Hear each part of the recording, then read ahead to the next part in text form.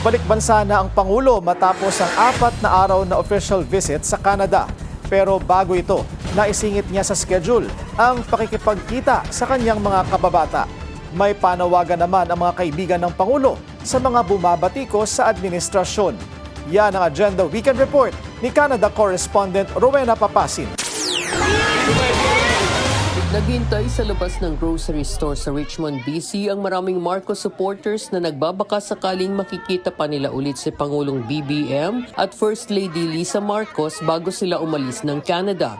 Ang tindahan ay pag-aari ni Stella Daza Belda, anak ng kilalang chef na si Nora Daza at kapatid ni Sandy. Lumipad pa mula San Francisco ang kapatid niyang si Mariles Daza para magkita silang magkakababata. Dinaanan din ng Pangulo ang paborito nitong Purdy's Double Dip Chocolate with Almond Ice Cream Bar habang pinabaunan nila ang First Lady ng putahe nilang empanada. Ayon sa Daza Sisters, matagal na nilang hindi nakikita ang first couple kaya natutuwa silang bumisita ang mga ito sa Vancouver. Ilang beses din silang magkakasamang nag-dinner habang naririto. Dinipensahan rin nila ang Pangulo sa harap ng mga protesta laban sa Administrasyong Marcos. Give them a chance. Give them a chance. Saka bakit nasisisihin yung mga nangyari before him? Siya na nga ang nag-aayos ngayon tapos siya pang sisisihin nyo. Gamitin naman ng konting utak. Nagpunta rin sa tindahan ang dating boxing trainer ng presidente na si Rick Fortaleza, ang 1970 Asian Games boxing gold medalist. Sabi sa akin ni Presidente, turuan mo tong anak ko ha. So after that, boxingero pa ako. Nagpupunta na ako ng Malacanang, tinuturuan ko si Bongbong. Kamusta na?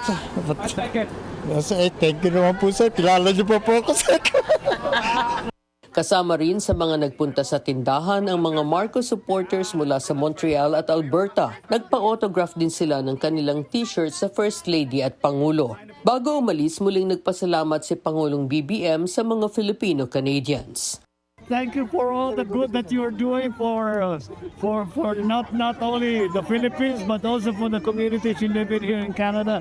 Mahal na mahal kayo ng mga tiga rito, ng mga local na Canadian. Maraming salamat at pinagaganto niyo ang reputasyon ng Pilipinas. Maraming salamat.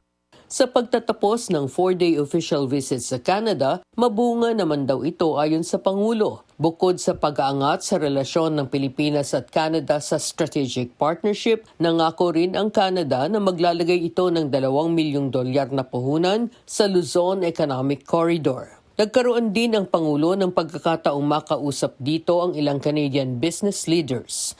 Para sa Agenda Weekend, Rowena Papasin, Billionaire News Channel, Richmond, British Columbia.